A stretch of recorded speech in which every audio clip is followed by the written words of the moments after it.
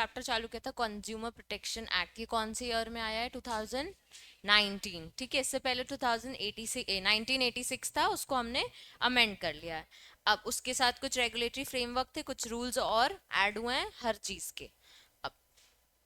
Consumer protection act का purpose है, जो प्रियम्बल है, अगर वो पूछते हैं कि व्हाट इज द प्रियम्बल या what is the purpose of consumer protection act या need of consumer protection act, तो protect the interest of the consumers, establishment of any authorities, इसमें भी वही चीज आ गई, for timely and efficient administration और सेटलमेंट ऑफ डिस्प्यूट्स, ठीक है, कंज्यूमर डिस्प्यूट्स। कुछ मेन फीचर्स हैं जो कंज्यूमर प्रोटेक्शन एक्ट 2019 में आए हैं, वो है डायरेक्ट सेलिंग, ई कॉमर्स, फिर स्टैब्लिशमेंट ऑफ सीसीपीए, फिर मिसलीडिंग एडवर्टीजमेंट के स्ट्रिक्ट नॉर्म्स, फिर प्रोडक्ट लाइबिलिटी के लिए pecuniary jurisdiction, unfair trade, unfair contracts और alternative dispute resolution that is mediation. तो ये सब कंज्यूमर प्रोटेक्शन एक्ट लेके आया। अब हमने डेफिनेशन स्टार्ट की थी, तो कंप्लेनेंट, कंप्लेनेंट अंश कौन कौन होते हैं? हाँ, लेकिन रजिस्टर्ड होने चाहिए under any law, same interest. हाँ, गवर्नमेंट के कोई लोग, सेंट्रल गवर्नमेंट, स्टेट गवर्नमेंट और कोई अथॉरिटी, और अगर कोई मर गया हो तो, या फिर लीगल एयर, अगर कोई माइनर हो तो उसके पेरेंट्स या उसके गार्जियन, ठीक है, इतने ही है। वॉलेंट्री एसोसिएशन जो रजिस्टर्ड अंडर लॉ हो, खुद एक consumer, central government, state government या कोई central authority, one or more consumers having same interest, death of a consumer, legal heir या लीगल रिप्रेजेंटेटिव, और कंज्यूमर बीइंग अ माइनर जिसके parent या फिर लीगल गार्जियन। कंप्लेन, रबदीप कंप्लेन क्या होता है?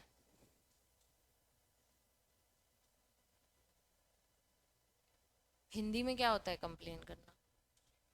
शिकायत करना या किसी पे कोई चीज डालना, ठीक है, तो उसको इंग्लिश में एलिगेशन बोलते हैं, ठीक है। अगर लिखित में दे रहे हो तो कंज्यूमर प्रोटेक्शन एक्ट के हिसाब से उसको हम बोलते हैं allegation in writing, allegation in writing for any obtaining any relief, ठीक है। अब इसके कुछ पॉइंटर्स हैं, ठीक है। कंप्लेन के अंदर क्या क्या इंक्लूड हो सकता है, मतलब किस चीज की आप कंप्लेन कर सकते हो? साक्षी, कौन से होते हैं?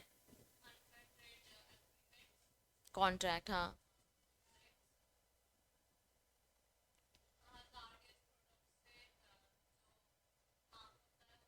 और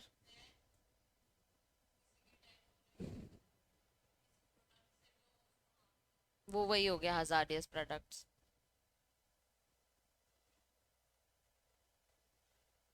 और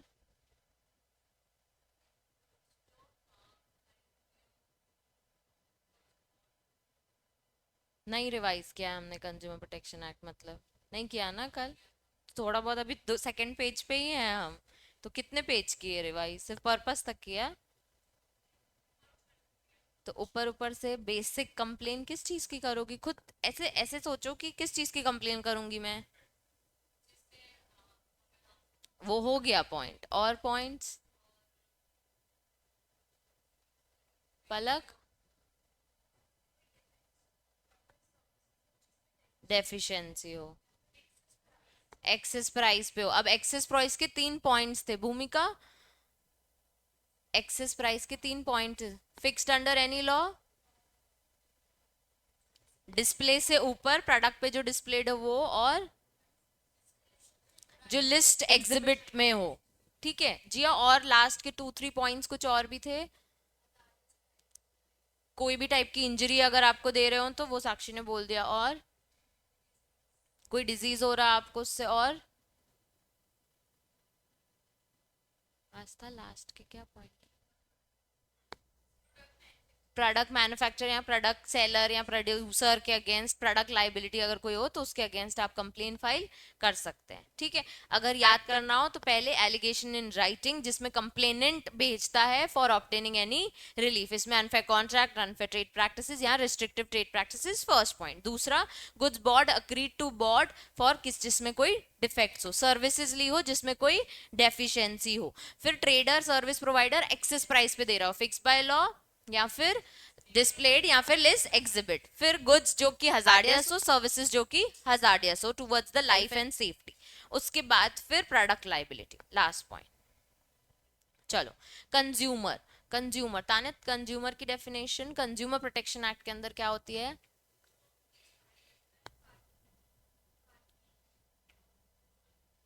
हाँ, partly paid, promise to paid, partly promise to paid, या फिर कोई अंडर डेफर्ड सिस्टम पेमेंट में आ रहा। और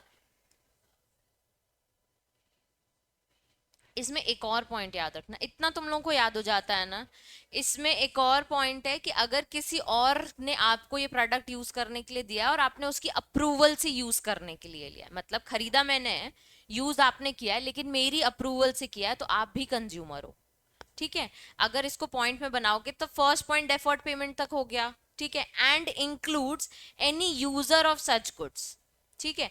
other than the person who buys such goods for consideration. तो फर्स्ट पॉइंट हो गया buys any good, second point हो गया यूजर ऑफ सच गुड्स, और वो पर्सन जिसने खरीदे नहीं है। when such use is made with the approval of such person। ठीक है। उसके बाद आता है but does not include resale और कमर्शियल पर्पस। रीसेल यानी खरीदा और बेचा, बस कभी कभी किया ही है हमने। ठीक है। कमर्शियल पर्पस यानी प्रॉफिट मेकिंग के लिए किया, जो बिजनेस करते हैं, ट्रेडिंग करते हैं। परचेज बाय सिर्फ काम यही है, हमारा प्रोडक्ट यूज करने का काम नहीं है।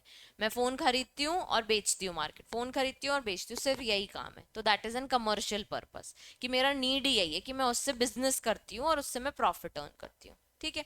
अब इसके अंदर हमने 4 केसेस पढ़े थे, सेम चीज सर्विसेज में हो गई। ठीक है। 4 केस पढ़े थे, किसी को याद है? एक दो, एक मिनट। सबसे पहला था, एक था लक्ष्मी इंजीनियर। साक्षी कौन कौन से थे? वो एक ही केस है, लक्ष्मी चंद और लक्ष्मी, एक ही केस है, वो लक्ष्मी इंजीनियरिंग है।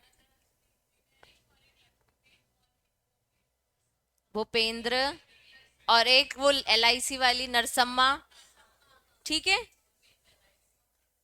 चलो, एक हो गया लक्ष्मी इंजीनियरिंग वाला केस, एक हो गया भूपेंद्र जंग वाला केस, एक हो गया लक्ष्मी बेन वाला केस, और एक हो गया नरसम्मा वाला केस। ठीक है। चारों लीडिंग केस है। जो लक्ष्मी इंजीनियरिंग था उसमें वो कमर्शियल पर्पस को डिस्क्राइब कर रहे थे कि कमर्शियल पर्पस में अगर आप अपनी लाइवलीहुड के लिए यूज करते हो उसको, और किसी और को भी आइडल टाइम के लिए यूज करने देते हो, तो यू आर अ कंज्यूमर। पर अगर इसको आप ट्रेडिंग में ही यूज करोगे, सिर्फ और सिर्फ प्रॉफिट मेकिंग में, तो you are not a consumer. ठीक है। उसके बाद भूपेंद्र जंग में भी वो ट्रैक्टर वाला केस, कि उसने ट्रैक्टर खरीदा था आइडल टाइम के लिए, अपने विलेज को, विलेज के लोगों को भी टिल द लैंड करने के लिए यूज करने देता था, और उससे वो कुछ ना कुछ रेंट लेता था।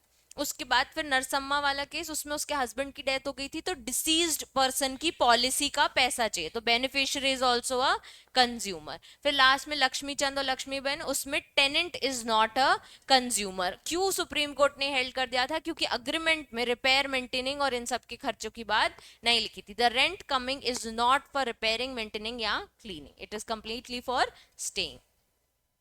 ये हो गए हमारे 4 केस। फिर हमने गुड्स की डेफिनेशन, गुड्स को डिफाइन कैसे किया गया रवदीप?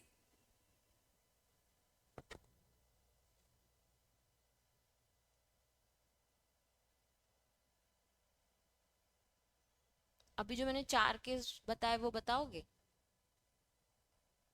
इससे ऊपर जो मैंने 4 केस। और लक्ष्मीकांत कोई नहीं है।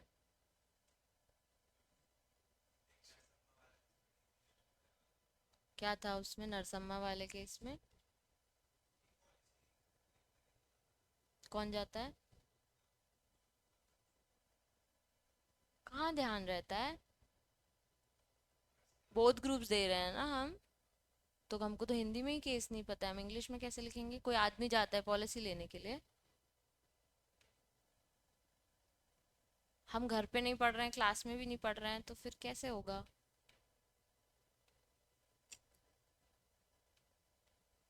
भूमिका, गुड्स को कैसे डिफाइन किया गया है? ईयर कौन सा है सेल ऑफ गुड एक्ट का? 1930। ठीक है। मूवेबल गुड्स, ठीक है। Timber, Does what it does not include?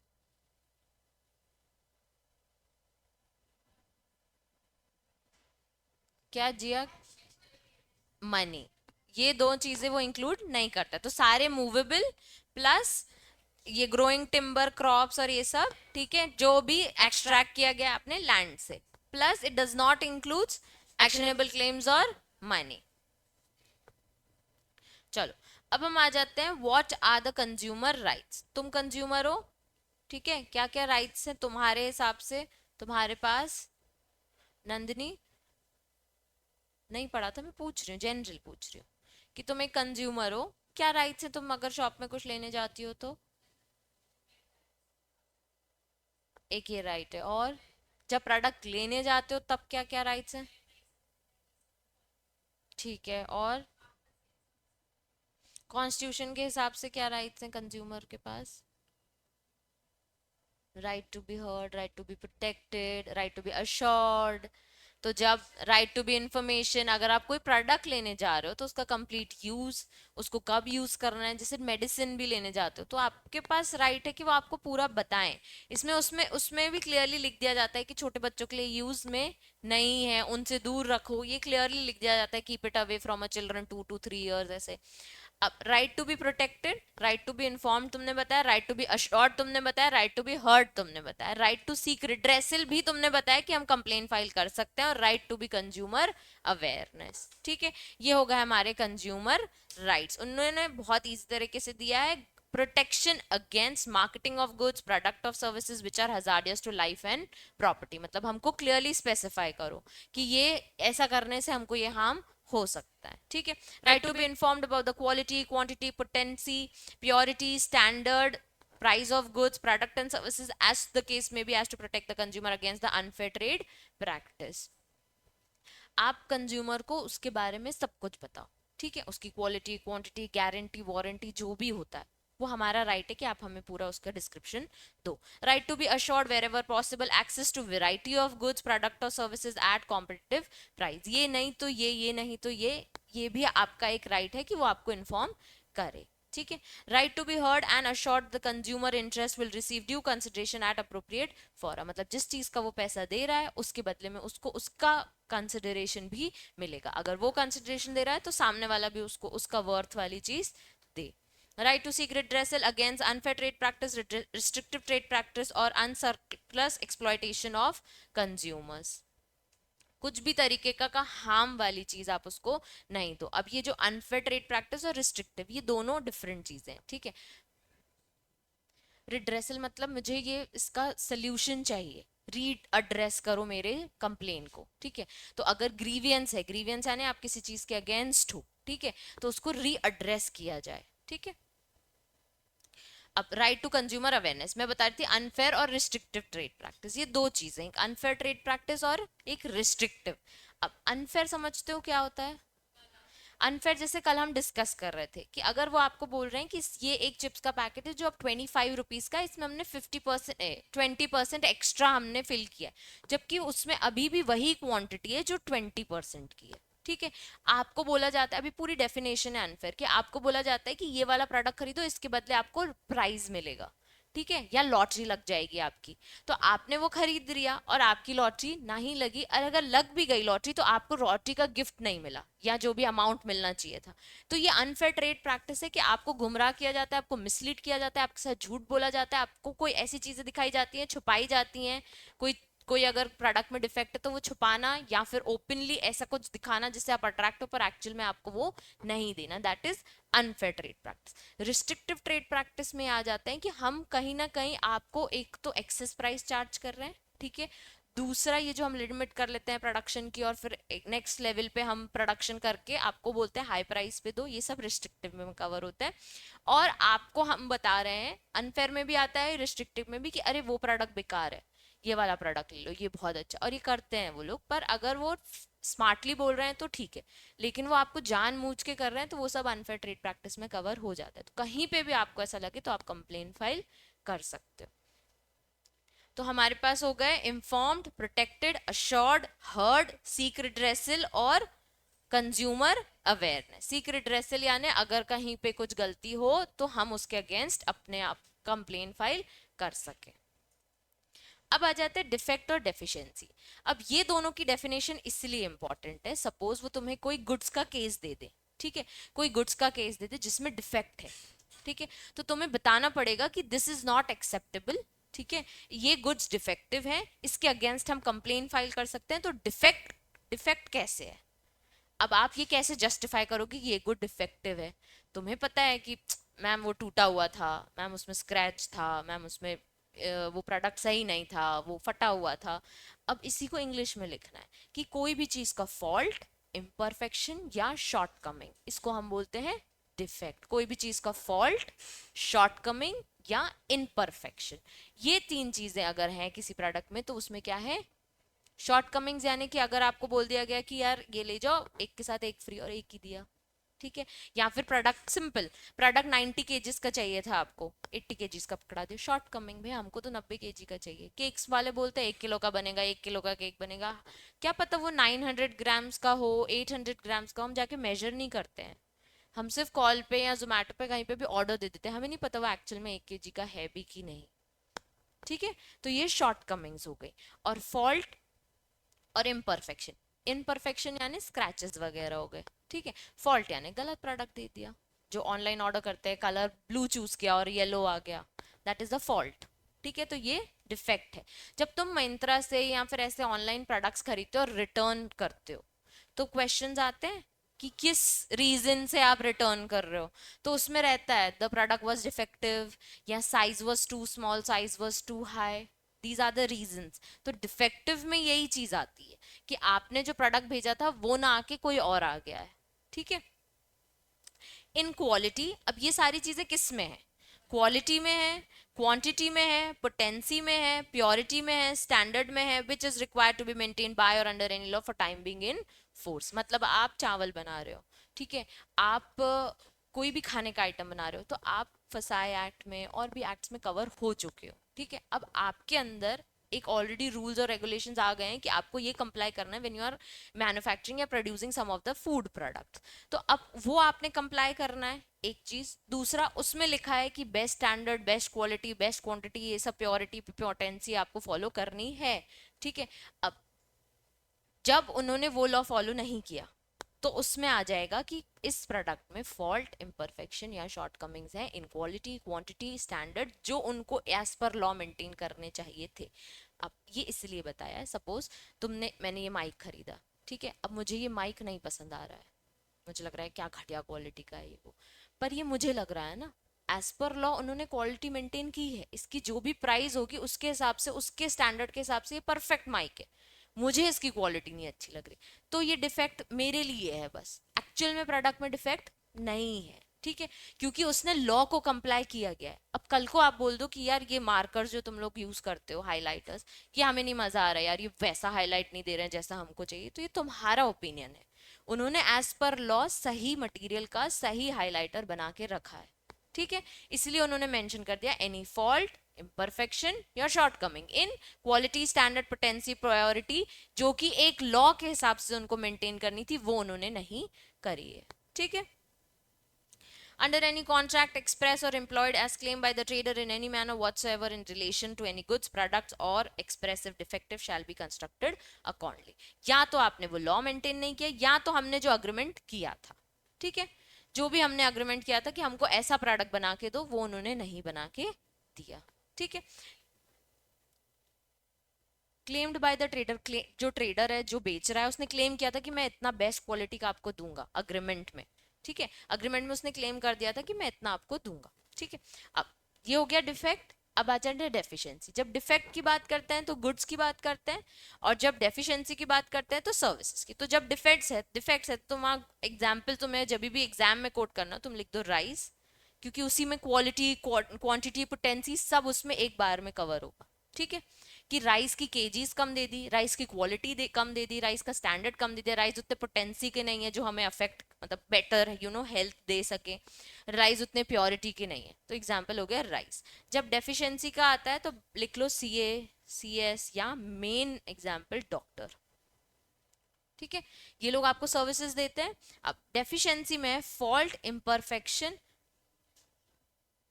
वही चीज ही है, तीन चीजें तो सेम है। और inadequacy in quality, nature and manner of performance which is required to be maintained or under any law for time being in force perform by person in pursuance of contract otherwise in relation to any service, या फिर includes any act. Main points ये हैं, negligence और omission और commission. किसी को याद है तीनों चीजें? नेग्लिजेंस, ओमिशन और कमीशन। और दूसरा deliberately withholding of relevant information of such person to the consumer. दो पॉइंट्स, ठीक है। डेफिशिएंसी में आता है या तो नेग्लिजेंस है या ओमिशन है या फिर कमीशन है। नेग्लिजेंस यानी कि अगर डेंटिस्ट के पास गए, हाँ केयरलेसनेस, ठीक है, डेंटिस्ट के पास गए कि ये वाला टूथ ठीक कर दो, ठीक है, अब उसको पता था कि बाजू वाला भी खराब हो गया, इसको ठीक करने से उसको और हार्म होगा, उसने वो चीज निग्लेक्ट कर दी। तो ये एक डेफिशिएंसी है कि आप डॉक्टर हो, आपको पता होना चाहिए, आप डेंटिस्ट हो, आपको पता होना चाहिए कि उससे मेरे को और पेन होगा या और हार्म होगा, उससे मेरे पूरे टूथ में प्रॉब्लम हो सकती है, तो ये आपके पार्ट में डेफिशिएंसी है, तो आपके अगेंस्ट कंप्लेन फाइल होगी। ओमिशन यानी भूल गए, उसको बोला ये दांत ठीक करना है, वो भूल के ये ठीक करके दे दिया, ठीक है। कमीशन यानी जानबूझ के गड़बड़ कर दी, ठीक है, कोई इंजेक्शन लगानी थी, जानबूझ के गलत इंजेक्शन लगा दी कि बार बार आता रहे ये मेरे पास, ठीक है। तो ये तीन चीजों कवर हो जाती हैं डेफिशिएंसी में। Bye such person which causes loss or injury to the consumer, ये करने से हमारे को इंजरी या कुछ ना कुछ लॉस डैमेज हुआ है, पैसे का भी और इंजरी का भी। एंड दोनों साथ में है, ठीक है। Deliberate withholding of relevant information by such person to the consumer, जानबूझ के उसको वो चीज नहीं बताना। अब सर्विसेज, तुम कंपनी सेक्रेटरीज हो, ऑलरेडी एग्जिस्टिंग एक कंपनी है, ठीक है, अब वो आई आपके पास कि हमको केवाईसी कराना है और साल भर के जितने कंप्लायंसेस होते हैं वो आप कर दो, ठीक है। आपने क्या किया, आपने उसके केवाईसी कर दिया, फिर एक और फाइलिंग आती है DPT3 की जो डिपॉजिट्स को लेके होती है, फिर एक और फाइलिंग आती है जिसमें आप अपनी बैलेंस शीट्स वगैरह फाइल करते हो AOC4, और फिर एक और फाइलिंग आती है एनुअल रिटर्न जो कि होती है MGT7। आपने क्या किया, AOC4 तक कंप्लायंस कर दिए और जानबूझ के विथहोल्ड कर दिया MGT7 वाला कंप्लायंस, ठीक है, कि आन दो एडिशनल फीस आएगी, इसको अपन लपेटे में लेते हैं।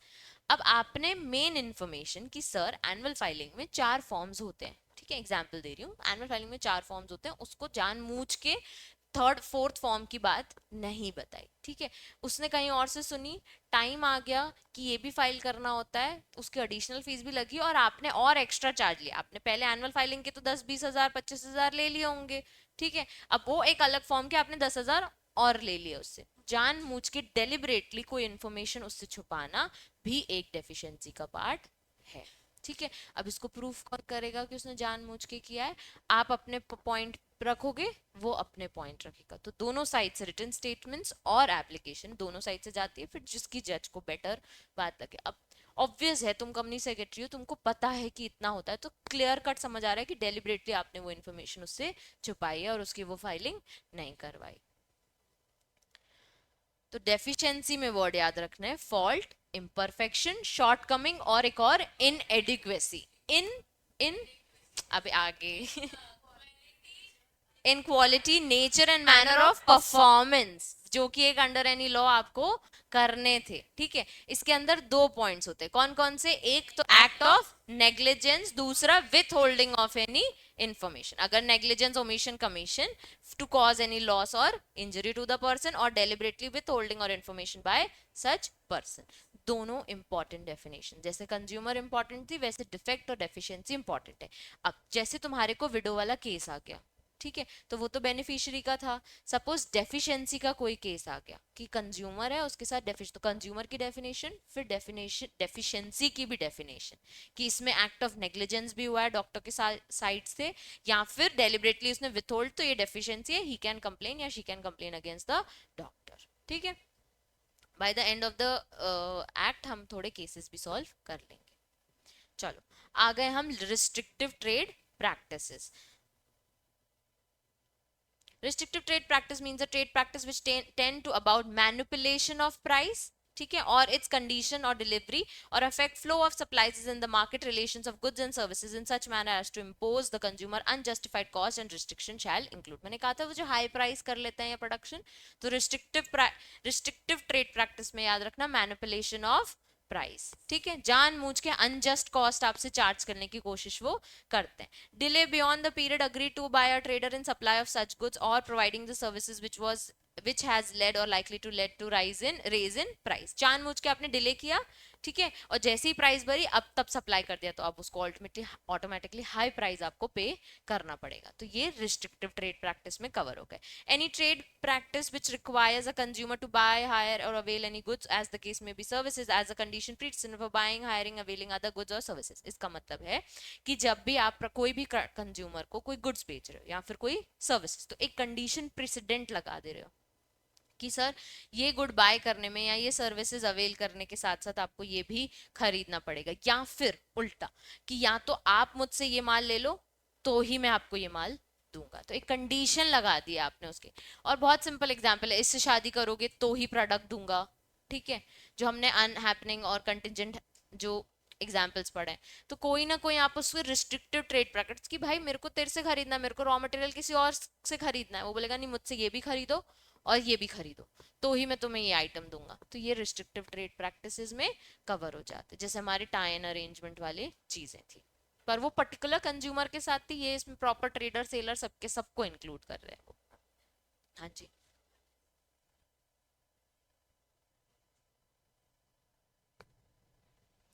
बियॉन्ड द पीरियड मतलब आज अपन ने डील की कि नेक्स्ट मंथ में मुझे इतने कार्टन ऑफ कॉटन दे देना, ठीक है। अब मैंने क्या किया, नेक्स्ट मंथ में करना था तो मुझे फोन पे फॉलो अप ले रही हो कि कब दोगे कब दोगे कब दोगे। मैंने क्या किया, अरे अभी अभी निकल रहा है, ट्रांसपोर्ट दिक्कत है, ये हो रहा है वो हो रहा है। जैसे ही कॉटन की हाई प्राइस हुई मैंने डिलीवर कर दिए तुमको। तो beyond the period agreed by the supplier, हमने एक महीना अग्री किया था, मैंने तुम्हें 2-3 महीने बाद डिलीवर कराया। अब तुम मुझे कॉन्ट्रैक्ट दे चुकी हो, थोड़ा बहुत एडवांस भी पे कर चुकी होगी, तो तुम फंसी हुई हो कि अब मैं इसके अलावा तो किसी और से डील कर नहीं सकती, मैंने पैसे भरे हैं। अब तुमने मुझे जो इनिशियली एडवांस दिया था प्लस तुम्हें मुझे और एक्स्ट्रा पे करना पड़ेगा क्योंकि प्राइजेस भी हाई हो गए। अगर पूरा सेंटेंस पढ़ोगी तो delay beyond the period agreed to by a trader in supply of such goods और इन प्रोवाइडिंग सर्विसेज, दोनों साथ में लिखे, विच हैज लेड और likely to lead the rise in price, ठीक है। चलो सर्विसेज में आ गए। मुझे एक चीज बताओ, दो चीजें होती हैं,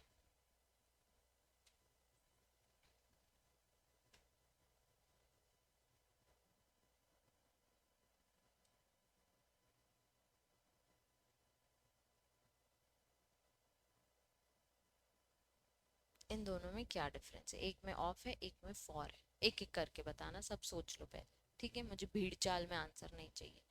what is consumer contract of services and contract for services, ये तुम्हारे इंग्लिश का ही टेस्ट है।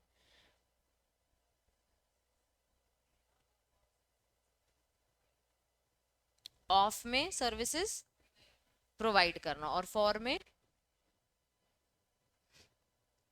नहीं, तो अगर एक मिनट, कॉन्ट्रैक्ट ऑफ सर्विसेज यानी मैं लिख लेती हूँ, तुम लोग जो बोल रहे हो, वन बाय वन, पलक तुम स्टार्ट करो, ठीक है। कॉन्ट्रैक्ट ऑफ सर्विसेज और कॉन्ट्रैक्ट फॉर सर्विसेज क्या होता है?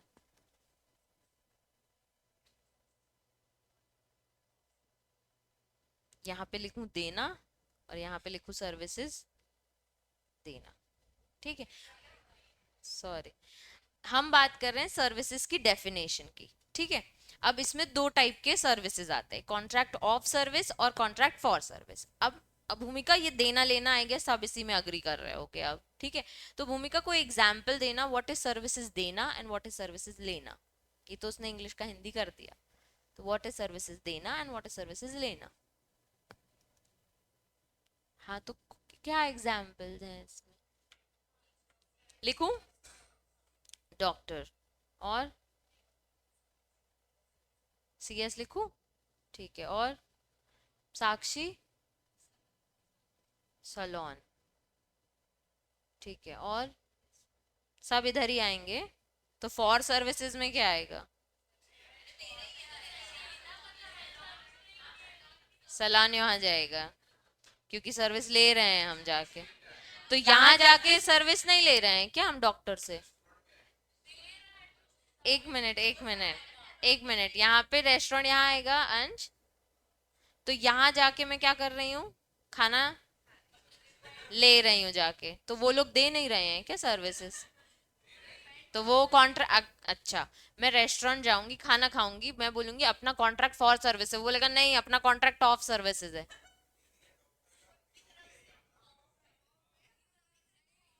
अब मुझे एक ही कॉन्ट्रैक्ट करना है ना, मुझे तो कॉन्ट्रैक्ट एक ही करना है, वो बोलेगा मेरा कॉन्ट्रैक्ट ऑफ सर्विस, वो बोलेगा मेरा कॉन्ट्रैक्ट फॉर सर्विस।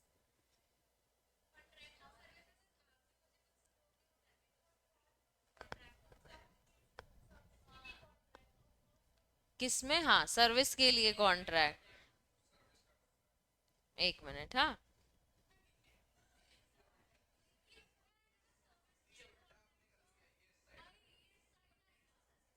कौन सा इस साइड आएगा? ठीक है ना, सिर्फ का और के लिए ही हटाना है ना, सर्विस का कॉन्ट्रैक्ट और के लिए कॉन्ट्रैक्ट। ठीक है, तो अब इसके एग्जाम्पल और इसके एग्जाम्पल, क्या तुम लोग ने वही तो लिखवाए हैं? सलोन यहाँ पे कट करके बोल दिया यहाँ लिख दो, रेस्टोरेंट कट करके बोल दिया यहाँ लिख दो। एक last chance, Jiya.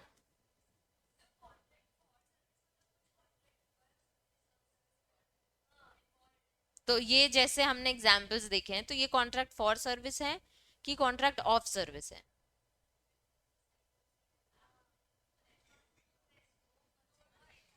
Point of view की अगर बात कर रहे हो तो पॉइंट ऑफ व्यू की नहीं, मैं लीगल की बात कर रही हूँ, ठीक है? हम लीगली समझ रहे हैं, हाँ, देयर इज टू टर्म्स, दे दो बोथ एग्जिस्ट, ठीक है? के लिए, का लिए, सबको दोनों एग्जिस्ट करते हैं, ठीक है? कॉन्ट्रैक्ट फॉर सर्विस भी है और कॉन्ट्रैक्ट ऑफ सर्विस भी है।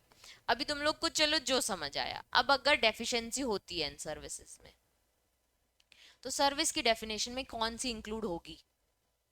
कॉन्ट्रैक्ट ऑफ सर्विस की कॉन्ट्रैक्ट फॉर सर्विस? अब इतना समझा तुमने कि डेफिशिएंसी मतलब क्या? Fault in confirm anything which is quality performance. अच्छा, इसमें हम डेफिशिएंसी होगी और इसको हम ये सर्विसेज में हम जाके केस फाइल करेंगे, ठीक है? मतलब जो तुमने यहाँ एग्जांपल दिए सलोन और रेस्टोरेंट में, अगर डेफिशिएंसी होगी तो मैं केस फाइल नहीं कर सकती, सर्विसेज में कवर नहीं होंगे। कोई एक ही चीज इंक्लूड होगी, ये मैं तुम्हें हिंट देती।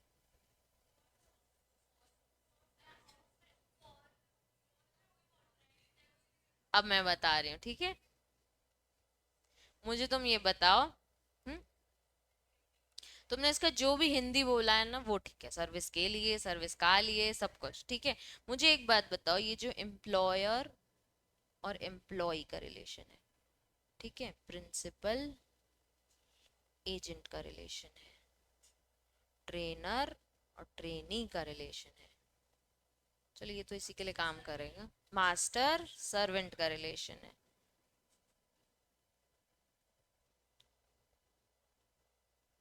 एक ये हो गए, ठीक है? एक तुम्हारे हो गए डॉक्टर, सीए, सीएस, तुम्हारा सलोन, तुम्हारा रेस्टोरेंट, ये सब, ठीक है?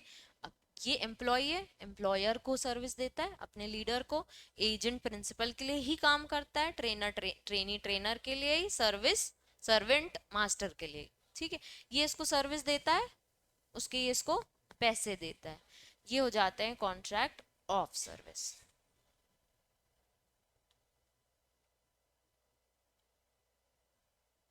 प्रिंसिपल ने एजेंट को भेजा कि जाके 10 लाख रुपए उसके किसी पर्सन को दे आओ, ठीक है? वो सिर्फ 9 लाख दे के आया, ठीक है? जिसको देन मिलने थे वो किससे बात करेगा? एजेंट से बात करेगा कि प्रिंसिपल से बात करेगा? प्रिंसिपल से बात करेगा। उसको कहीं दिक्कत होगी तो किसके अगेंस्ट एक्शन लेगा? प्रिंसिपल के अगेंस्ट। प्रिंसिपल क्या करेगा? एजेंट को बोलेगा तुम्हारी सर्विसेज बेकार है, तुम्हारी सर्विसेज में डेफिशिएंसी, चलो मैं तुम्हारे कंज्यूमर एक्ट के अंदर तुम्हारी कंप्लेन फाइल करता हूँ। नहीं, प्रिंसिपल ने उसको 1 लाख रुपए पहुंचा दिए। प्रिंसिपल अब एजेंट की कॉलर जब पकड़ेगा तो उसको ये बोलेगा तुम्हारी सर्विस में डेफिशिएंसी है, चलो मैं कंज्यूमर प्रोटेक्शन एक्ट के अंदर तुम्हारे अगेंस्ट केस फाइल करता हूँ। तो कौन से केस, कौन से के एक्ट में उसको पकड़ेगा वो? सर्विस तो है ना, कॉन्ट्रैक्ट ऑफ सर्विस।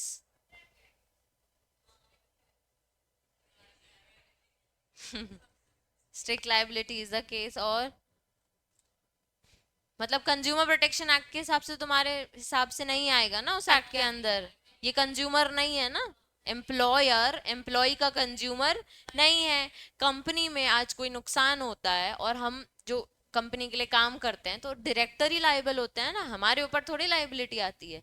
और वो लोग हमें कंज्यूमर प्रोटेक्शन एक्ट के अंदर हमारे अगेंस्ट केस तो फाइल करने जाते नहीं है। ठीक है, वो आपस में जो हमारे एम्प्लॉय पॉलिसीज हैं उसी में ही एक्शन लेंगे ना, जो हमारे इंटरनल पॉलिसी वही करेंगे, वो हमारे इंटरनल पॉलिसीज में से ही खेलेंगे। और अगर एक्सट्रीम से एक्सट्रीम कुछ हो गया तो क्रिमिनल लॉ, सिविल लॉ, इसमें जाएंगे। ठीक है, कंज्यूमर प्रोटेक्शन में तो नहीं आएंगे। कंज्यूमर की डेफिनेशन में क्या है? Buys any good, avail any services. ठीक है, ये वाले लोग होते हैं कॉन्ट्रैक्ट फॉर सर्विस। इसमें और ले लो एडवोकेट भी गए इनके पास, ये दिक्कत है, इस सर्विस का इतना पैसा, इसको रिजॉल्व करके दो। डॉक्टर ने गलती की तो उसकी सर्विस में डेफिशिएंसी है, कंज्यूमर प्रोटेक्शन एक्ट के अंदर केस होगा। चाहे सीए हो, चाहे सीएस हो, चाहे सैलून हो, चाहे रेस्टोरेंट हो, चाहे एडवोकेट हो, कोई भी लोग हो, ये सब कवर हो जाता है कॉन्ट्रैक्ट फॉर सर्विसेज। ये लोग कवर हो जाते हैं कॉन्ट्रैक्ट ऑफ सर्विस। तो सर्विसेज की डेफिनेशन में does not include contract of service. तो इसका जो तुम हिंदी कर रहे थे कि सर्विसेज के लिए contract, that is contract for services. ठीक है, और कॉन्ट्रैक्ट सर्विसेज का कॉन्ट्रैक्ट, दिस इज परफेक्ट, क्योंकि एम्प्लॉयर एम्प्लॉय में सिर्फ हमारी कंपनी में आपको ये सर्विस देनी है, उसका हम कॉन्ट्रैक्ट कर रहे हैं। हम कंज्यूमर प्रोटेक्शन एक्ट में कंज्यूमर ऑफ सर्विसेज इंक्लूड नहीं करते। क्लियर आप सबको? Service mean service of any description, जो हमने कंपटीशन में भी पढ़ा था, बैंकिंग, फाइनेंस, इंश्योरेंस, ट्रांसपोर्ट, और supply of electric, other electronic, energy, telecom, boarding, lodging, both housing, construction, entertainment, amusement, purview of any news, but does not include rendering of any services which is free of charge or under a contract of personal services। Bracket में लिख लो employer employ, और वो case पढ़ लेना, उसमें समझाया हुआ है कॉन्ट्रैक्ट ऑफ सर्विस और कॉन्ट्रैक्ट फॉर। तुम पढ़ के आओगे तो ही मैं मार्किंग कराऊंगी।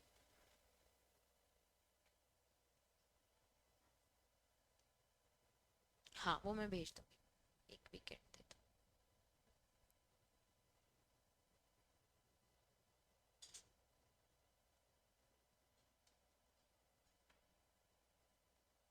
सबको समझ आ गया ये चीज? ठीक है, तो अगर कोई एम्प्लॉयर एम्प्लॉय का भेज दिया उनने केस, तो तुम लिखना सर्विस की डेफिनेशन में बोलना it does not include contract of personal service. इसलिए मास्टर सर्वेंट का भी केस आ जाए तो बता देना वो सर्विस में नहीं आता, consumer protection act will not cover this issue, जो भी वो मैटर होगा।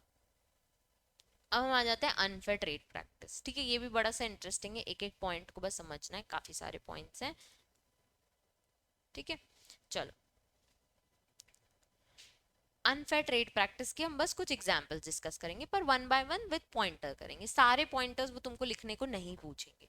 ठीक है, तुम कुछ पॉइंटर्स इसमें से ही तुम समझ के लिख के आ पाओगे, बहुत ईजी। ठीक है, पहला पॉइंट है unfair trade practice means a trade practice for which person या purpose promoting the sale, use and supply of any goods, provision and service adopt any unfair method, unfair or deceptive practice including any of the following practices. तो वो क्या करता है? Unfair method लेता है, या किसी भी फॉर्म में अनफेयर होता है, या डिसेप्टिव, डिसेप्टिव यानी कोई भी चीज झूठी दिखाना, फॉल्स इंप्रेस करना उसको, false impression practice including of the following practices, namely, जो हम वन बाय वन पढ़ेंगे। पहला है making any statement whether orally or writing or by visible representation including by means of electronic record, यानी कि जो हम स्क्रीन में देखते हैं।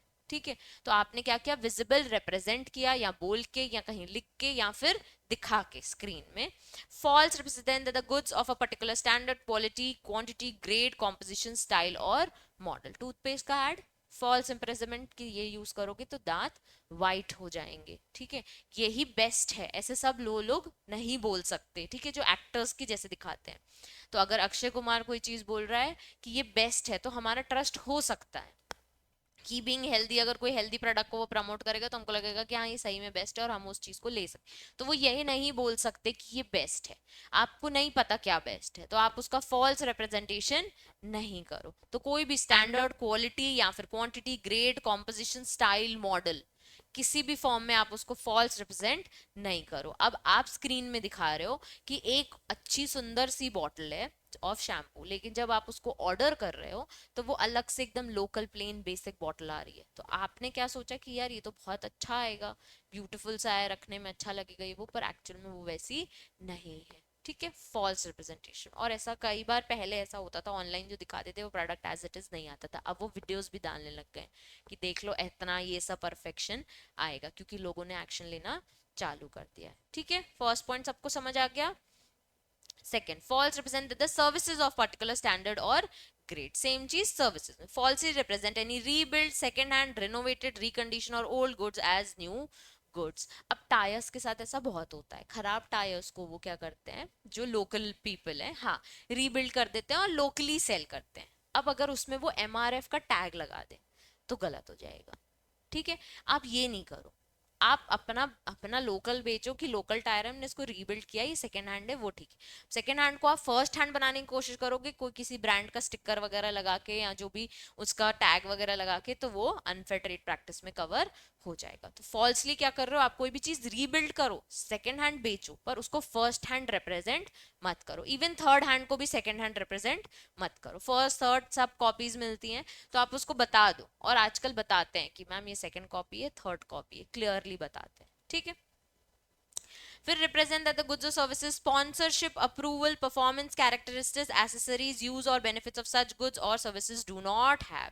मतलब कि इस लाइन का मतलब है, आप बोल रहे हो कि हमारे पास ना इसकी स्पॉन्सरशिप है, हमारे पास अप्रूवल है इसको बेचने का, हम इसको इसको परफॉर्म कर सकते हैं अगर कोई सर्विस, नीचे सेम चीज सर्विसेज के लिए भी लिखी है, या हमारे पास इसका कोई अफिलिएटेड सर्टिफिकेट है। ठीक है, अब जैसे ओरीफ्लेम के प्रोडक्ट्स, ठीक है, अब कोई इसको कॉपी करके बेच रहा है, एक्चुअल में आपके पास उसका कार्ड होना चाहिए। ठीक है, ओरीफ्लेम का आपकी ये बेच तो आपके पास कार्ड होना चाहिए, आपकी आईडी उनके पास मेंटेन्ड होती है।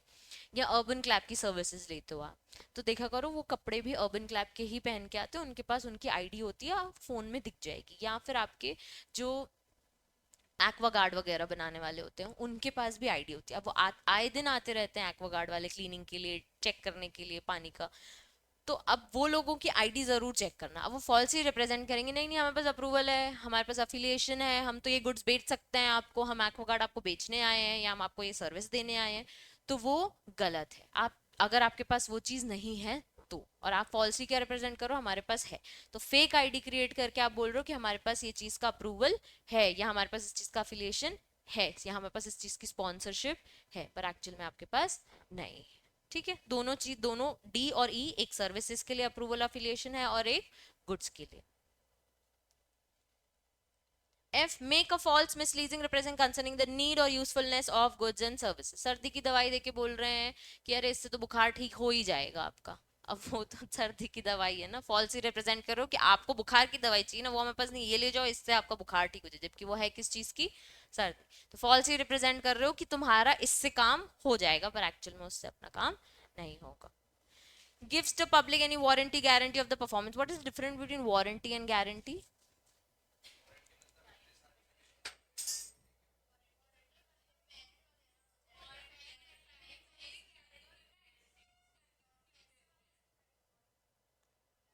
गारंटी में आपको सेम चीज का रिप्लेस करके देंगे, वारंटी में आपको रिपेयर करके देंगे, याद रखना। ठीक है, वारंटी में अगर देते हैं वो तो रिपेयर, और गारंटी अगर देते हैं तो एक्सचेंज। ठीक है, तो आपने पब्लिक इमेज बना दी कि अरे इसको ले जाओ भैया, वारंटी के साथ है, गारंटी के साथ है, ले जाओ ले जाओ ले जाओ, और एक्चुअल में ना वारंटी है ना उस चीज की कोई गारंटी है। एफिकेसी यानी झूठ, झूठ बोलना। ठीक है, और length of a life product or any good that is not based in adequate or proper test thereof. ना ही उसमें कोई वारंटी है ना ही उसका कोई गारंटी, आपने खुद टेस्ट किया नहीं है और आप बस बोले जा रहे हो, पब्लिकली रिप्रेजेंट करे जा रहे हो कि इसमें वारंटी गारंटी है। Make to the public a representation in form that purpose to be a warranty guarantee of a product or any goods or services, a promise to replace, maintain or repair any article, ये तो बहुत होता है, हर दुकान में जाओ, madam ले जाओ हम कल एक्सचेंज कर देंगे, अरे उनको बहुत पसंद आएगा, अरे ले जाओ सर को बहुत पसंद आएगा, इसको पसंद आएगा, या आप रिप्लेस करा लेना हम रिपेयर कर देंगे, कोई भी दिक्कत हो मेरी गारंटी, मेरी बाद में जाओ तो वो आदमी ही नहीं दिखेगा उस दुकान में। ठीक है, तो ये जो प्रॉमिस करते हैं फेक प्रोमिस, ये भी अनफेयर ट्रेड प्रैक्टिसेस में होगा। ठीक है, वारंटी गारंटी का प्रॉमिस या फिर प्रॉमिस टू रिप्लेस मेंटेन या repair is materially misleading if there is no reasonable prospect of such warranty guarantee or promise to will be carried out। जब आपको पता है कि आप नहीं फुलफिल कर पाओगे तो आप उस चीज को नहीं एक्सप्रेस करो, अगर आप करोगे तो अनफेयर ट्रेड प्रैक्टिस में कवर हो जाओगे। materially misleading public concerning price that a product or like products or goods or services have been ordinarily sold or a representation as to price deemed to refer to price product or services have, सब कुछ similar है इसमें, ये वो वाला point है जिसमें वो बोलता है 70% फ्लैट सेल, और यहाँ पे लिख देंगे अप टू। ठीक है, तो आप क्या कर रहे हो, materiality misleading the public concerning the price, इतना भी याद रखोगे तो समझ जाओगे। बाहर ही खड़े रहते हैं लोग, तो आ जाओ बहुत डिस्काउंट है, आ जाओ ब्रांड्स के बाहर ही खड़े रहेंगे, मॉल्स वॉल्स में तो नहीं, पर लोकल अगर शॉप्स हैं आपकी दिल्ली में, जो लोकल ब्रांड शॉप्स हैं वो खड़े रहेंगे बाहर, अरे मैडम ले लो 50% है, पर एक्चुअल में इतना ऑफ होता ही नहीं, मटेरियली आप पब्लिक को क्या कर रहे हो, प्राइस को लेके पोक कर रहे हो। Give false or misleading facts disparaging the goods or services or trade of another person, उसके गुड्स बेकार है, ये वाला बेस्ट है, वो ब्रांड तो बिल्कुल अच्छा नहीं है, अरे वो दुकान तो बिल्कुल अच्छी नहीं है, ये जो अनदर गुड्स की डिस्पार्जिंग आप कर रहे हो ना, that is also unfair trade practice. क्या पता उसका सही में बेस्ट हो। डिस्पार्जिंग मतलब कोई भी चीज को गलत ठहराना, वर्स्ट बताना कि वो उसका गुड्स वर्स्ट है। Permitting the publication of any advertisement, whether in any newspaper or otherwise, including by way of electronic record, that are not intended to be offered for sale or supply of any bargain price in quantities are reasonable। अब advertisement डाल दी कि ये product लोगे तो साथ में ये product free मिलेगा, पर एक्चुअल में आप ऐसा कुछ कर नहीं रहे हो। ठीक है, तो अगर आपने एडवर्टीजमेंट डाल दी है और फिर आप एक्चुअल में परफॉर्म नहीं कर रहे हो तो वो भी अनफेयर ट्रेड प्रैक्टिस में कवर होगा। तो permitting a publication of any advertisement जिसमें आपको कुछ इंटेंशन नहीं कि आप उसको वो प्रोडक्ट दोगे। अब ये तीनों ही ऑलमोस्ट सिमिलर केस है। Permitting the offering gift size prize or other items, conduct of any context lottery game of chance of skill, या withholding the particulars participate of any scheme offering prize or other items free of charge on disclosure about the final result of the scheme. आप क्या कर रहे हो, offer कर रहे हो कि ये वाले मॉल्स में ना कभी कभी बीच में स्टेज लग जाता है और प्रोडक्ट्स की सेल होती है, उसके बाद फिर आप बोलते हो कि जो जो या दो चार गेम्स खिला देते हो और बोलते हो जो ये खेलेगा उसको ये प्राइज मिलेगा, पर एक्चुअल में कोई प्राइज होता नहीं और उसको प्रोडक्ट भी खरीदना पड़ता है और प्राइस का आता पता नहीं। ऐसे ही लॉटरी का आपने गेम चलाया और जब लॉटरी लगने की बात आई तो गायब हो गए, वो पूरी कंपनी गायब हो गई, कुछ किसी को हाथ में नहीं मिल रहा। लास्ट विथ होल्डिंग, आपको है कि आपको किसी को गिफ्ट देना है, अब आप जब पर्सन आपके स्टोर पे आ रहा है कि वो मेरा गिफ्ट दे दो, आप देने रेडी नहीं हो, तो आपने तो उससे अपना प्रोडक्ट बिकवा लिया, पर जिस चीज का आपने प्राइज ऑफर करी या लॉटरी ऑफर करी या कोई गिफ्ट आपने देना था कि नेक्स्ट मंथ आपको ये ट्रिप मिल जाएगी, वो ट्रिप आपने होल्ड करके रख दी। तो ये सारे ऑफर्स भी करना अनफेयर ट्रेड प्रैक्टिस है। Permitting the sale or supply of goods intended to use or any kind to be likely to consumer knowing or having reason to believe that the goods do not comply with the standard prescribed by the competent authority। ठीक है, जो बोला गया है वो आपने comply नहीं किया है, जिस स्टैंडर्ड्स में प्रोडक्शन करने बोला था या गुड्स को बेचने बोला था वो आपने कंप्लाई नहीं किया, यानी लॉ फॉलो नहीं किया।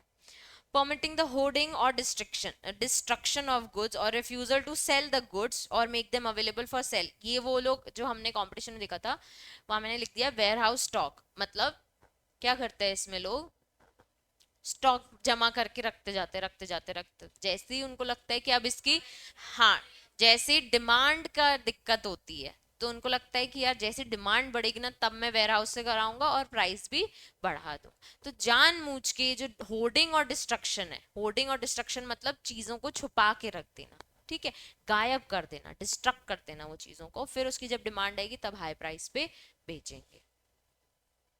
Manufacturing of false goods, offering such goods sale or adopting destructive practices or provision of services. मिलावटें वाली चीजें, ठीक है. Adultery. Not issuing bill or cash memo is also an unfair trade practice. बीच में बहुत सारी movies आई थी बिल लेना जरूरी है, तो वो अनफेयर ट्रेड प्रैक्टिस में कवर होता है. वो बिल क्यों नहीं देते समझते हो? कच्चे में माल बेचते हैं, ठीक है.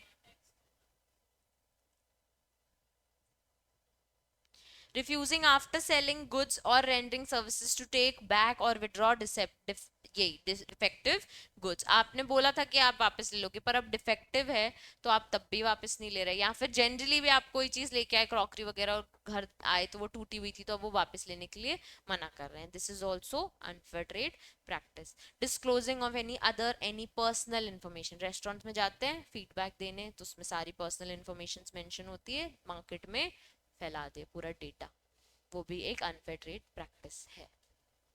आप नहीं कर सकते. काफी सारे पॉइंट्स हो गए. अब काफी सारे पॉइंट्स हमें हिंदी में तो मैम समझ आ गए, ठीक है. अब अगर इंग्लिश में ही भी समझना है तो इसे ओन वर्ड्स में हम लिख सकते हैं. नोइंग टू बी और ये सब उन्होंने काफी सारी चीजों को डिस्क्राइब किया हुआ है. वेरी हमें कुछ की वर्ड्स इसमें से याद रखने हैं. जब अनफेयर ट्रेड प्रैक्टिस का क्वेश्चन आ रहा है तो हमें अनफेयर, अनफेयर मेथड और डिस्ट्रक्टिव 3 वर्ड्स याद रखने हैं, ठीक है. अनफेयर, अनफेयर मेथड या डिसेप्टिव प्रैक्टिस, जिसका मतलब होता है फॉल्स इंप्रेशन. पहली बात कि कोई आपने स्टेटमेंट ओरली या राइटिंग में गलत दिया है, पहला पॉइंट ये है, ठीक है. पहला पॉइंट क्या है? ओरली आपने कोई स्टेटमेंट गलत बताया है. दूसरा पॉइंट है कि आपने कोई पब्लिकेशन की है, वो उसके अंदर के पॉइंट्स हैं इसलिए बता रही हूँ. दूसरा पॉइंट क्या है कि आपने कोई पब्लिकेशन की advertisement which is not to be true, ठीक है. उसके बाद थर्ड पॉइंट है permitting any offering of gifts या फिर कॉन्टेक्स्ट ऑफ लॉटरी और विथहोल्डिंग, बता रही हूँ, विथहोल्डिंग फ्रॉम पार्टिसिपेंट्स. फिर fourth, fifth, six, seventh, eighth, ninth, total 9 points है, ठीक है. नाइन्थ बोलता है कि आपने स्टैंडर्ड्स को कंप्लाई नहीं किया है, मतलब फोर्थ बोलता है. फिफ्थ बोलता है कि आपने वेयर हाउस में स्टॉक रखते थे तो होर्डिंग और डिस्ट्रक्शन ऑफ गुड्स वर्ड याद रखना है. फिर सरपीशियस, सफ्रियस गुड्स यानी फॉल्स गुड्स मैन्युफैक्चर आप कर रहे हो. फिर बिल या कैश मेमो इशू नहीं कर रहे हो. रिफ्यूज कर रहे हो कि आप डिफेक्टिव गुड्स वापस विड्रॉ नहीं करोगे या किसी की पर्सनल इंफॉर्मेशन मार्केट में दे रहे हो. मेन ये 9 पॉइंट्स पता होने चाहिए. तो कोई स्टेटमेंट गलत दे रहे हो, ऑफर कर रहे हो गिफ्ट्स, मार्केट में एडवर्टीजमेंट्स कर रहे हो गलत वाली, उसके बाद फिर वेयर हाउस में स्टॉक करके रख रहे हो, फॉल्स गुड्स को मैन्युफैक्चर कर रहे हो, बिल नहीं दे रहे हो, पर्सनल इंफॉर्मेशन कर रहे हो और वापस रिफ्यूज कर रहे हो डिफेक्टिव गुड्स को वापस लेने के लिए, ठीक है. अब जब हम अंदर के पॉइंटर्स देखते हैं तो जब स्टेटमेंट की बात आती तो ये समझ लो क्वालिटी स्टैंडर्ड्स को लेके उसने कुछ झूठ बोला है, ठीक है. क्वालिटी और स्टैंडर्ड्स को लेके कुछ झूठ बोला है. दूसरा सेकेंड हैंड गुड्स वर्ड याद रखना कि रीबिल्ड कर रहा है, झूठे में दिखा रहा है कि सेकेंड हैंड गुड्स को फर्स्ट हैंड बता रहा है. फिर कोई भी स्पॉन्सरशिप सर्विसेज या गुड्स में कोई भी सर्टिफिकेट उसके पास है, अप्रूवल है, पर एक्चुअल में उसके पास नहीं है, तो लिखना है हमको कि भाई रिप्रेजेंटिंग एनी अप्रूवल या स्पॉन्सरशिप या फिर कोई affiliation on a goods or services which he actual doesn't have. फिर false representation towards usefulness of the services. फिर वारंटी गारंटी की efficacy.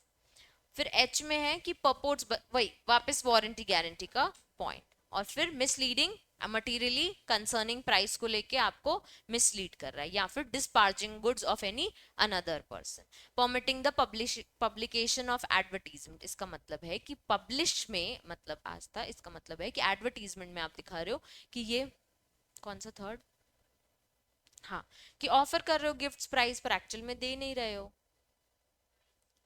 The offering of goods, price or other items with intention do not provide them or offered or creating impression that something is being given or offered for free of charge. मतलब बता रहे हो intention है तुम्हारा कि तुम उस चीज को नहीं दोगे, पर ऑफर ऐसे कर रहे हो कि ये खरीदोगे तो आपको कुछ ना कुछ मिलेगा, ठीक है. अब जैसे वो बोल देते हैं कि ये परफ्यूम ले लो गिफ्ट कार्ड मिलेगा, जब गिफ्ट कार्ड स्क्रैच किया तो उसमें कुछ नहीं मिला, ठीक है. आपने गिफ्ट कार्ड के चक्कर में अमेजोन का कि 1000 2000 का गिफ्ट कार्ड मिल जाएगा, पर एक्चुअल में नहीं किया. उसने आपको ऑफर किया था कि ये प्रोडक्ट लेने के साथ आपको एक प्राइस मिल सकता है, पर एक्चुअल सबको प्राइस नहीं मिलता है ना, तो आपको वो नहीं मिला और उसका इंटेंशन था कि किसी को भी नहीं मिले. वो सिर्फ मिसलीड करने की कोशिश कर रहा था कि ताकि लोग खरीद लें प्राइस के चक्कर में, ठीक है, और बच्चे करते हैं, तुम समझदार हो, बच्चे करते हैं चीजों पे। परफ्यूम्स के केस में नहीं, पर टॉयज वगैरह के केस में करते हैं कि ये ले लेते हैं, इसके अंदर कुछ ना कुछ निकलेगा, पर एक्चुअल में निकलता नहीं है। अनफेयर ट्रेड प्रैक्टिस है, केस फाइल कर सकते हो, पर उनके पास प्रूफ्स होते हैं, वो किसी ना किसी को गिफ्ट ऑफर कर देते हैं अपनी फैमिली मेंबर्स में। जैसे लॉटरीज वगैरह भी होती है ना, ये सब गैम्बलिंग ही चलती है, दे नो किसकी लॉटरी आने वाली है।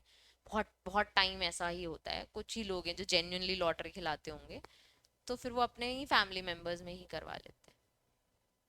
नेक्स्ट है contest, lottery, game of chance और स्किल्स। सेम चीज, आपने गेम खिलाया, बोला कि ये जीतोगे, पर एक्चुअल में कुछ दिया नहीं। With holding any participant any scheme, मतलब कि गिफ्ट दिया था और बोला कि ऐसा करते हैं वो कि आप ना, आप इस एड्रेस पे आ जाइएगा, वहां आपको वो गिफ्ट मिल जाएगा, आप अपना बैग उठा के ले जाना। ठीक है, अब जब वो उस एड्रेस पे पहुंचा, वहां उसको कुछ नहीं मिला, वो ऐसी खाली लैंड थी, कुछ नहीं था। ठीक है, ये तीनों चीज, तीनों हो गए। और उसके बाद फिर फोर्थ है कि स्टैंडर्ड्स कंप्लाई नहीं किया, वेयर हाउस में होर्डिंग और डिस्ट्रक्शन ऑफ गुड्स, और उसके बाद फिर फॉल्स मैन्युफैक्चरिंग ऑफ गुड्स, मना कर दिया, कैश बिल नहीं देंगे, वापस नहीं लेंगे गुड्स, पर्सनल इंफॉर्मेशन उसकी डिस्क्लोज कर दी। ठीक है, हो गया सबको याद। Unfair trade practice. रिस्ट्रिक्टिव में क्या पड़ा था? Manipulation of price. अनफेयर में याद रखो, unfair method, deceptive practices, mislead कर रहे हो, फॉल्स इंप्रेशन दे रहे हो, कहीं ना कहीं से उनका ही नुकसान हो रहा है, ऐसी चीजें दिखा रहे हो जो आपके पास है नहीं, फॉल्स रिप्रेजेंटेशन। अब बस लास्ट टॉपिक पढ़ते हैं, ठीक है। अब क्या है, तीन काउंसिल बनाइए, ये हम सबको पता है, ठीक है। तीन काउंसिल बनाइए, district consumer protection council, state consumer protection council और सेंट्रल। उसके बाद इन्हीं का ही रिड्रेसल कमीशन बनाया है, डिस्प्यूट रिड्रेसल कमीशन, यानी आपके डिस्प्यूट्स को वो रिजॉल्व करके देंगे, आपकी कंप्लेंट्स को वो रिजॉल्व करके देंगे, आपको कॉम्पनसेशन दिला देंगे। इन्हीं को ही गवर्न करने के लिए इन्हीं की ही काउंसिल बनाई है, और कमीशन बना दी जहां पे जजेस बैठेंगे और वो चीज को, हियरिंग्स वगैरह को हैंडल करेंगे। पहला हो गया सेंट्रल, इसके बाद आ गया स्टेट, और उसके बाद आ गया डिस्ट्रिक्ट। सेंट्रल गवर्नमेंट को कौन बनाएगा? सेंट्रल कमीशन को कौन बनाएगा? Central government. स्टेट कमीशन को कौन बनाएगा? State government. डिस्ट्रिक्ट को कौन बनाएगा? State government. डिस्ट्रिक्ट में कोई नहीं बनाएगा, ठीक है। अब जब बात कर रहे हैं सेंट्रल कंज्यूमर काउंसिल की, प्रोटेक्शन काउंसिल की, तो वो एम्पावर्ड और स्टैब्लिश्ड बाय सेंट्रल गवर्नमेंट होती है, to be known as central council. ये एक एडवाइजरी काउंसिल है, इसमें एक मिनिस्टर इन चार्ज रहते हैं, डिपार्टमेंट ऑफ कंज्यूमर अफेयर्स के ही, ठीक है। तो एक डिपार्टमेंट है हमारा कंज्यूमर अफेयर्स, उसके जो मिनिस्टर हैं वही इस काउंसिल के एडवाइजरी काउंसिल होते हैं, ठीक है। Who shall be the chairperson, तो वही पर्सन चेयरपर्सन होंगे, और such other official non official as may be prescribe. तो कितने नंबर ऑफ मेंबर्स होने चाहिए वो रूल्स में लिखा है, हमें उसको पढ़ने की जरूरत नहीं है। तो इसमें एक चेयरपर्सन हो गया, जो कि कौन है? Ministry in charge of department of consumer affairs, ठीक है। और सच ऑफिशियल और नॉन ऑफिशियल मेंबर्स। तो तुम्हें कल स्टिकी नोट लगा के यहाँ पे ये चीज लिख लेनी है, इतना हमें पैराग्राफ रोज रोज रीड नहीं करना है। तो लिख लेना central council dash central government, ministry in charge of department of consumer affairs dash chairman, such other, मतलब लिख देना other number official non official as may be prescribe. जब स्टेट कंज्यूमर काउंसिल होगा तो वहां स्टिकी नोट लगा देना कि ये भी एक एडवाइजरी काउंसिल है, इसे स्टेट गवर्नमेंट ने स्टैब्लिश किया है, ministry in charge of consumer affairs in state government जो होंगी वो, और फिर representing such other non official और official numbers as may be prescribed. इसमें एक और चीज है, such interest and prescribe such number of other official and non official not exceeding 10 में be nominated by central government. और इसमें जितने रखने रख सकते हो, लेकिन 10 तो एटलीस्ट सेंट्रल गवर्नमेंट अपॉइंट करके देगी। इन लोग साल में 2 बार मिलेंगे, और इन लोग साल में एक ही बार मिलेंगे। तो मीटिंग लिख देना 1 मीटिंग, इसमें लिख देना 2 meetings in a year. State government बनाएगी एवरी डिस्ट्रिक्ट के लिए डिस्ट्रिक्ट काउंसिल, इसमें रहेंगे the district council shall be an advisor or consisting of collector of a district who shall be the chairperson. इसमें कौन रहेंगे?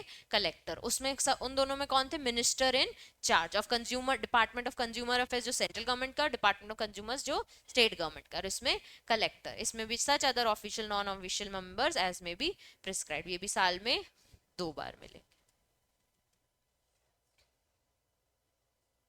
हर डिस्ट्रिक्ट का एक अपने डिस्ट्रिक्ट में है कंज्यूमर प्रोटेक्शन, हर डिस्ट्रिक्ट में कंज्यूमर प्रोटेक्शन का काउंसिल होगा, हर स्टेट में होगा और एक हर नेशनल में होगा। तो छोटा अमाउंट है डिस्ट्रिक्ट में जाओ, बड़ा अमाउंट है स्टेट में जाओ, उससे बड़ा अमाउंट है तो नेशनल। जबलपुर में है ना, जहाँ जहाँ अपना डिस्ट्रिक्ट कोर्ट है वहीं पे ही बनाया हुआ है उन्होंने। आर्बिट्रेशन भी वहीं बने हुए हैं, अलग से थोड़ी कोई एरिया में बनाएंगे कैफे जैसे। क्या बोल रही है भूमिका?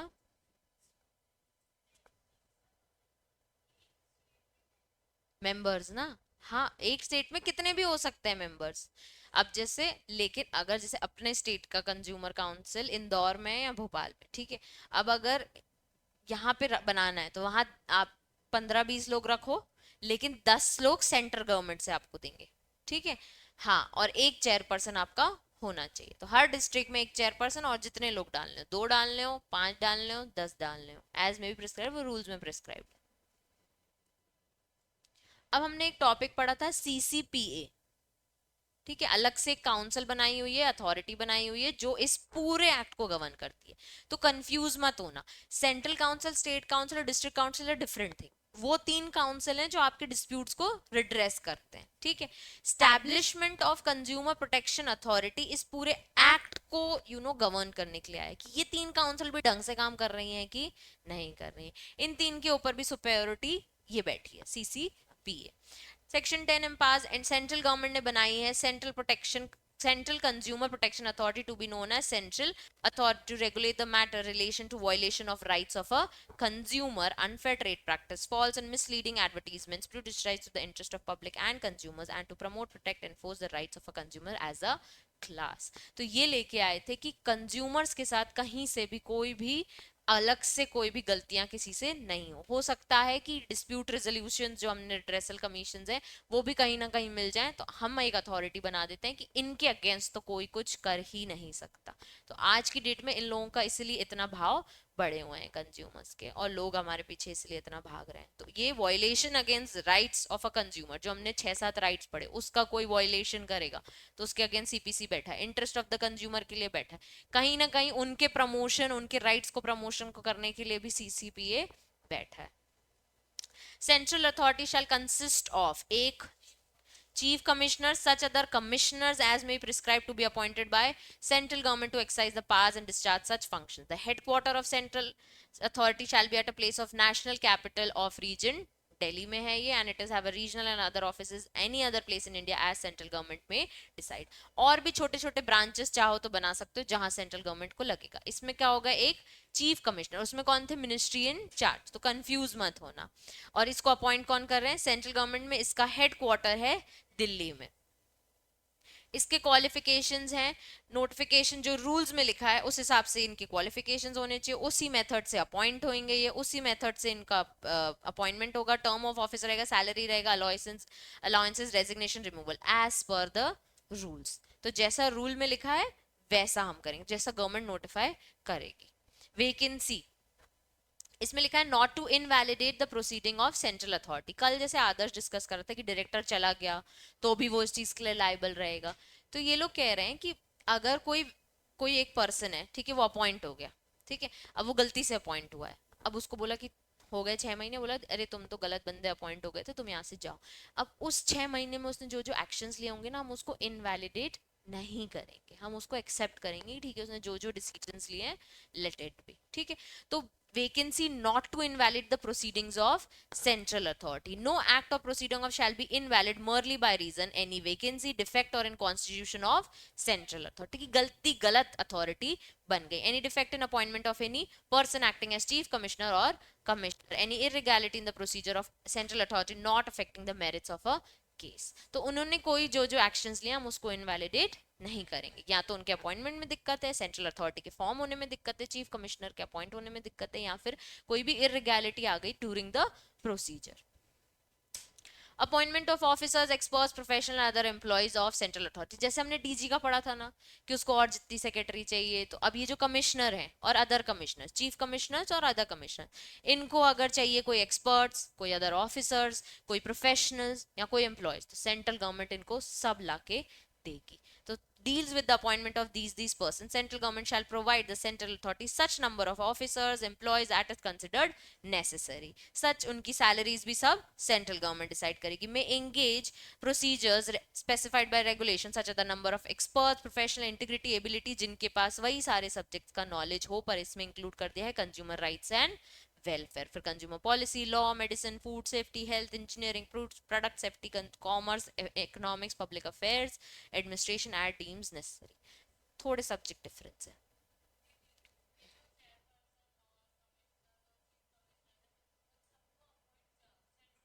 चेयरपर्सन अपन ने पढ़े थे काउंसिल में. सेंट्रल गवर्नमेंट में सेंट्रल गवर्नमेंट करती, स्टेट काउंसिल में स्टेट गवर्नमेंट करती, डिस्ट्रिक्ट में डिस्ट्रिक्ट स्टेट गवर्नमेंट ही कर रही थी. लेकिन जब सेंट्रल अथॉरिटी की बात हो रही सीसीपी, तब सबको ही सेंट्रल गवर्नमेंट अपॉइंट कर रही है. स्टेट गवर्नमेंट का यहाँ कोई रोल नहीं है, क्योंकि इसका हेडक्वार्टर कहाँ है? दिल्ली में. दिल्ली में कौन चलाएगा? Central authority. प्रोसीजर भी क्या है? shall regulate the procedure of transaction of its business and allocation amongst the chief commissioner as may be specified by the regulation. तो जो जो rules है regulations में लिखा है वो है, यहाँ पे सब वही लिखना है तुमको भाई. Procedure as may be prescribed in the regulation और rules. फिर आता है बस थोड़ा सा पार्ट्स हो गई. इन्वेस्टिगेशन विंग बनाया है इन लोगों ने, जिसमें ऑब्वियसली हमारे डीजी रहेंगे. ठीक है. फॉर कंडक्टिंग इंक्वायरी और investigation under any as may be directed by central authority. अब सेंट्रल गवर्नमेंट अपॉइंट करेगा डीजी को सच number of additional general director, joint director, deputy director, assistant director. ठीक है, जैसे उसमें पढ़ा था कंपटीशन एक्ट में. सेम डीजी किस लिए है? इन्वेस्टिगेशन करने के लिए. तो आपको लगेगा डीजी को अपॉइंट कौन करेगा? सेंट्रल गवर्नमेंट डीजी के साथ साथ उसको साथ साथ और एडिशनल, जॉइंट, डेप्यूटी, असिस्टेंट सब अपॉइंट करके देगा. अब जितने लोग अपॉइंट होंगे वो लोग वही पावर्स और एक्सरसाइज वही पावर्स करेंगे और डिस्चार्ज वही फंक्शंस करेंगे जो उसको डीजी बोलेगा. ठीक है, under the control of DG रहेंगे. डीजी चाहे तो अपनी पावर्स इनको डेलीगेट कर सकता है. इंक्वायरीज और इन्वेस्टिगेशन में be submitted to the central authority. फिर जो जो इन्वेस्टिगेशन रिपोर्ट बनेगी वो आपको सेंट्रल अथॉरिटी को सबमिट करनी पड़ेगी. अगर इसको याद करना है तो याद कर लो, पहले डीजी अपॉइंट होगा फॉर इन्वेस्टिगेशन विंग. जब डीजी अपॉइंट सेंट्रल गवर्नमेंट के थ्रू होगा तो सेंट्रल गवर्नमेंट उसको और लोग अपॉइंट करके देगी. जब डीजी अपॉइंट हो गया तो जितने ये लोग अपॉइंट हुए हैं अलग से लोग, वो लोग किसके अंडर रहेंगे? डीजी के. जनरल सुपरविजन किसका रहेगा? डीजी का. डीजी चाहे तो अपनी पावर्स इनको डेलीगेट कर सकता है जितना उसको देनी है, और जो भी रिपोर्ट आएगी वो किसके पास जाएगी? सीजी के पास. Power of district collector provides that district collector may on a complaint or reference made to him by central authority or commissioner regional office inquiry into the investigation. अब जो डीजी काम कर रहा है वो तो ठीक है, पर अगर डिस्ट्रिक्ट का कोई इशू है, ठीक है, तो पार दे दिए डिस्ट्रिक्ट कलेक्टर को कि जैसे ही सेंट्रल अथॉरिटी तुमको कुछ बोलेगा तो तुमको भी इन्वेस्टिगेशन करना है अपने डिस्ट्रिक्ट में कि कहीं इंटरेस्ट ऑफ कंज्यूमर्स या rights of a consumers violate तो नहीं हो रहा है. कंप्लेन टू अथॉरिटीज, कोई भी पर्सन वायलेशन अगेंस्ट जो भी राइट्स ऑफ कंज्यूमर्स या कोई मिसलीडिंग एडवर्टीजमेंट, कोई फॉल्स रिप्रेजेंटेशन, कोई डिसेप्टिव, इन सब के अगेंस्ट कंप्लेन कर सकता है. अपन ने कंप्लेन की डेफिनेशन देखी है. बस पार्ट से कल पढ़ेंगे. ठीक है, काफी सारी पार्ट.